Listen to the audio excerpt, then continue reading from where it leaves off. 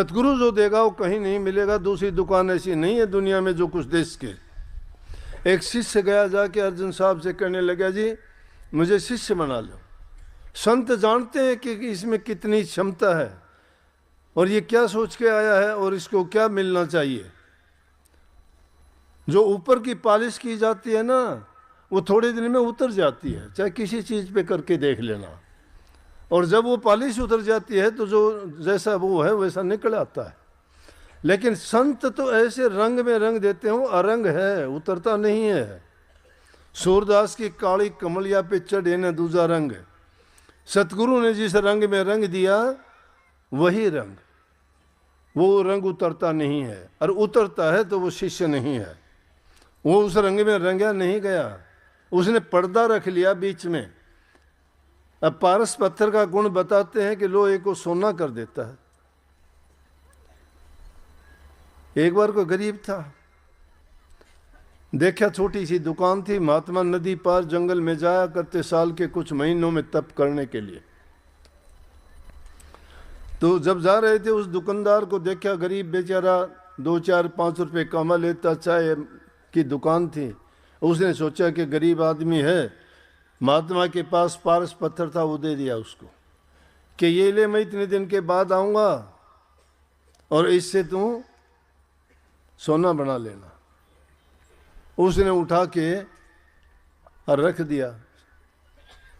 जिसमें रखा वो बक्स काठ का था, उसको लपेट के कपड़े में उसमें रख दिया और लोहा भी रख दिया साथ में कि ये सोना बन जाएगा। जब देखो, अब रोजाना देखता है उसको, वो सोना बनता नहीं है। महात्मा का आने का टाइम हो गया। ना समझी की बातें हैं ये। संत तो बहुत कुछ समझाने का प्रयास करते हैं, लेकिन हम ये कान होते हुए बहरे हो जाते हैं। हमारी बुद्धि होते हुए हम सोचते नहीं हैं, अनजान बन जाते हैं। अपने आप को दूसरे से बहुत बुद्धिमान सोचते हैं। जहाँ आपा है वहाँ आपदा है, जहाँ संशय है वहाँ सोग है। जब इंसान के अंदर संशय भरा हुआ है, ये ना सोचो। हर इंसान अगर जांचना चाहेगा तो सबको पता भी लगता है क्या किया, दूसरी ओर ध्यान ना जाए। वो उसको सोना नहीं बना पाया। लोहा पास में है, पारस पत्थर है। महात्मा जी आए, कहने लगे, रे तुम तो वैसा का वैसा है। मैंने सोचा बहुत बड़ा तेरा काम चल गया होगा, बहुत धनवान हो गया होगा। मैं तेरे को जो पत्थर दे के गया वो तो लोहे को सोना। बोला, जी मैंने लोहा रखा तो था, बना नहीं। बोला, क्या हुआ, ये तो हो नहीं सकता। ने बोला, कहाँ रखा है? बोला कि वो संदूक में रखा है। जाके संदूक में देखा तो उसको कपड़े में लपेट के रख रखा। बोला, भाई इसके बीच में तो पर्दा है, पर्दा रह गया, इसको मिलाया तो नहीं।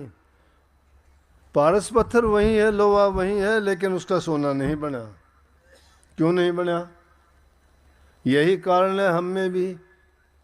गुरु का ज्ञान तो मिलता है, सुनते भी रोजाना है, लेकिन सोना हमारे से भी नहीं बनता, क्योंकि हमने भेद बना लिया बीच में, भ्रम का पर्दा रख लिया।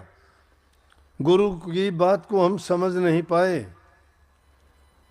अगर शिष्य की सच्ची गुरुमुखता और शिष्यता देखोगे, वही बात मैं कहने जा रहा था। गुरु ने अर्जुन साहब ने सोच लिया कि इसको कहीं अच्छी जगह भेजूं ताकि इसको पता लगे कि गुरुमुखता और शिष्यता क्या होती है। बोला कि ये ले, कागज लिख के दे दिया, ये तेरे को हुक्मनामा देता हूँ और फलाने गांव में हमारा एक सेवक है, उसके पास लेके जा। हुक्मनामे को लेके वो गया, जाके पूछा के उसके घर पहुंचा तो गरीब आदमी, लेकिन उसको हिदायत दी थी कि ये हुक्मनामा जब देना उसको, जब तेरे को 100 रुपये दे दे। अब जाके घर देखा, घर में टूटी खाट, 2 बर्तन, पति पत्नी कुछ भी नहीं है। जाते ही सेवक बड़ा खुश हुआ, कहा कि मैं गुरु के पास से आया हूँ।